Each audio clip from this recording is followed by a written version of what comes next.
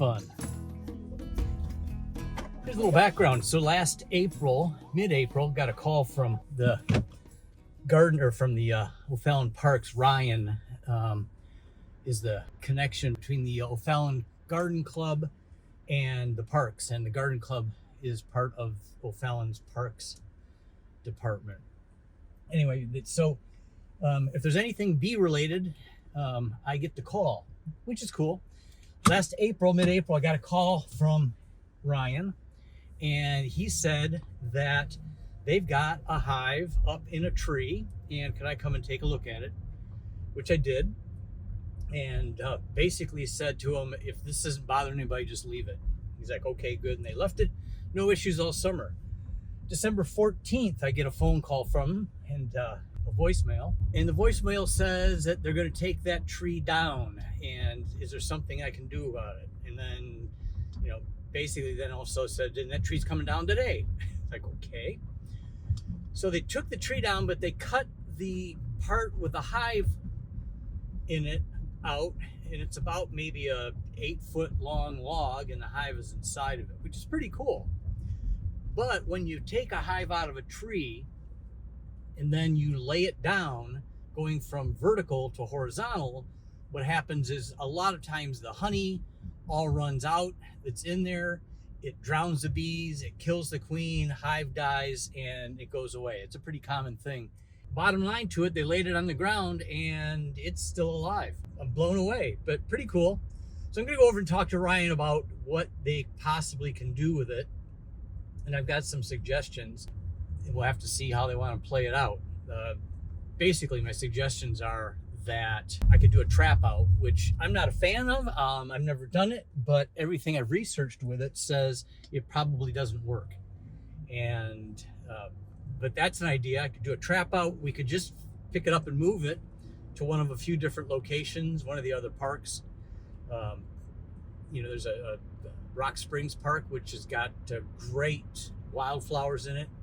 If we could get it over there, it could thrive. So that's another option. But, there's several different places. So anyway, so I'm on my way to meet Ryan, and we're going to chat about that and try to get some sort of a plan of action going. So it should be pretty cool. So we're going to head into the park here, and I'll show you where that tree's at. Meeting Ryan at 11:30, but it's like 11:18, so got a few minutes to kind of survey the situation and figure out what's going to go on here. There it is. So we'll get out and take a look at that, and can give you the lay of the land. So originally, the tree was over by that pavilion right there, next to that green trash can. And they pulled it over and they moved it over here, this locale. And I'm not going to get too close to it, but I think you can see bees coming in and out of it now. They're actually pretty active, which surprises me. So we'll see what's going to go on here. Go around this side, you can get a better look at the bees.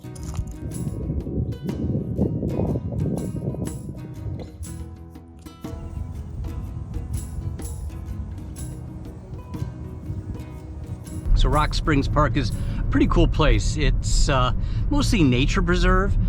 There's a cabin, I guess they call it, that was built by the local Rotary Club.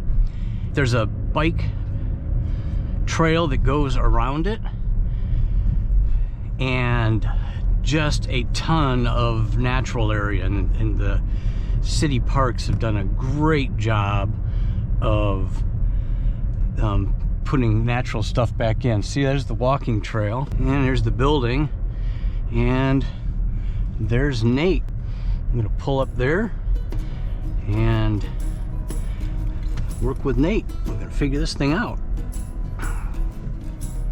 We need to get it off the ground. Right. So it could be anything just to get it off the ground, but because the issue, I think bricks on either end would be the best case. Like Ryan was saying, we could use boards, but at some point those are going to rot. If those bees end up surviving and establishing again, I think maybe using some bricks, would be a little bit better, but you're the expert here. Well, me. And I'd agree with the bricks.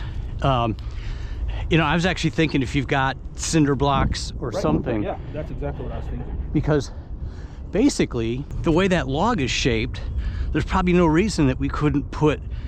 Hey, there he is. Hey, Scott. Morning. How are you? Doing all right. You sound like hell. I do, don't I? I sound a lot worse than I actually feel. This area would be perfect, and I'll kind of tell you why. We're like in here. Yep. So this is a trail head here that links to the main trail. And what I was telling Ryan is we could put a couple signs. That way people are aware that we know it's here. Yeah. Because you know how they're like, holy crap, there's a bee's nest out here. Maybe even back here. Okay. A little further out of the way. Right. You know, back here, kind of in this spot, you know, the only thing that can kind of be an issue is grass coming up. The vegetation there. Around them, unless you guys have a couple of old boards that you could just lay down on top of it. We actually do have, I don't know how big they are, but... Well, and it wouldn't need to be much, Nate, because really all you really want to do is... Just on their entranceway? Just kind of on their entranceway and maybe even underneath the... Okay. The board. Okay. Or underneath the the stones. Yeah. So if you had just a couple pieces of plywood or something, we put the stones on it, then the grass can keep growing up around it. Right. And then people won't even see it in the summer, you know, which could be kind of cool. How high does it need to be off the ground? Like just a couple inches? Or do you want it maybe closer to 6 to 12 inches? Well, ideally it'd be the size height in the tree. I'm kidding. No, let's start climbing. We're gonna have to hoist it somehow. So I don't know, real quick, the background, Scott.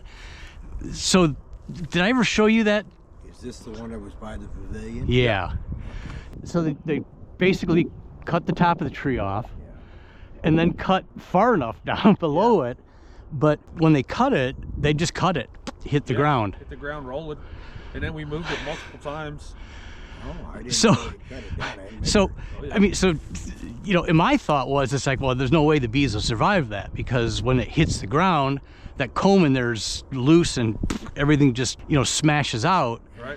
And usually crushes the queen or... The hive dies. Yeah. They're crazy strong. I'm going to go back over there and floor them after we do this. Right. Infrared camera, heat camera. Yeah. And if the walls of that aren't too thick, I can get a reading. But we use them on our hives at the garden club, and I use them on my hives, just to give you an idea of how big the cluster is. What's in there? What's it look like? So this would work perfect. It's pretty good, easy access. It gives people the opportunity to go, hey, that's kind of cool. It's a Natural beehive. yeah.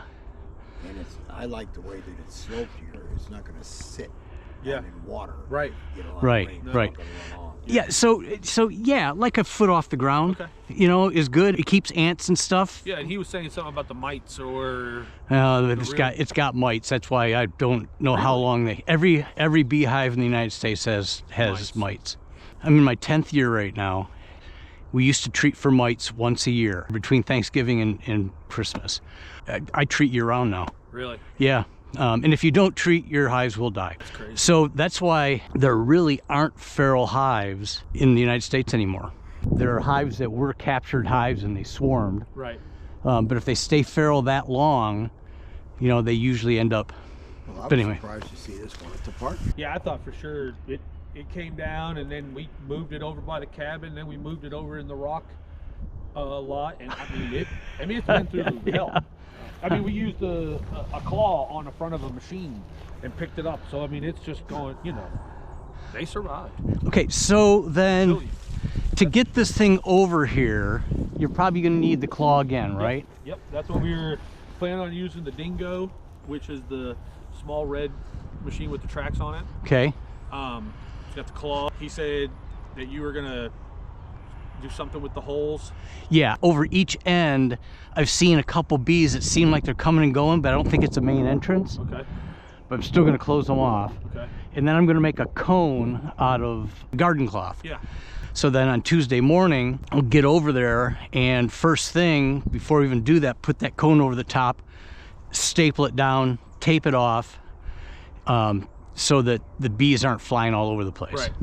Right. You guys thinking just put it in the back of a truck? Well, that or on a trailer, it might be wide enough to fit where we don't even have to really take it back off the claw. We can leave it on the claw in the back of the trailer, trap the dingo down, bring it out here, put it in place, put the board, put the stones, and then put the log on it.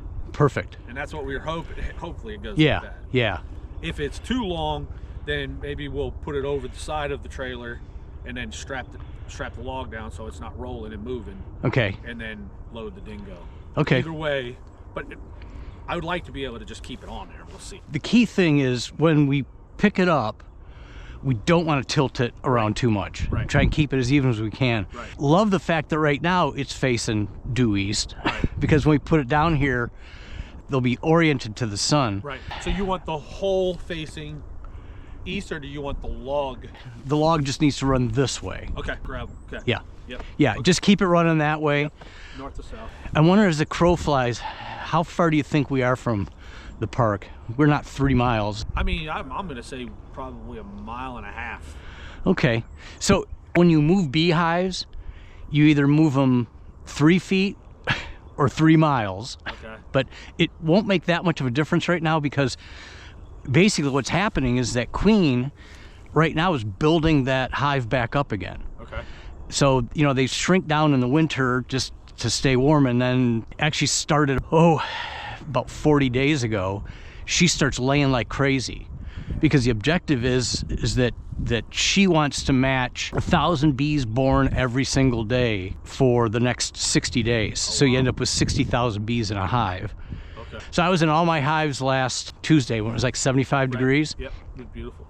And I'm checking my notes from last year, and I'm a month ahead. Really? A month ahead. I'm scared to death. Do you think that this hive may possibly split and go find another place out here? More than likely. So we'll have more than just that one. Well, it depends on where they swarm to, and Right. they go back into a tree in the park that needs to be cut down. Yeah. That's where all the action's at. Okay, I think this is a great location. Perfect. And I'll work on getting plywood and cinder blocks. Okay. Yeah, and we can basically just set the cinder blocks. The tree will just sit, you know, we'll just separate them out about 6 inches, and they'll be perfect. Keeps enough air underneath it that it can dry out. Yeah. Yeah. I'm worried about ants and other critters, snakes crawling in there. Snake will only do that once. The bees kill it, but the bees have no way to get the snake out, and it plugs up their hole. They don't eat it. No, it just rots away. I think we're in good shape. Perfect. Let's do it. Perfect.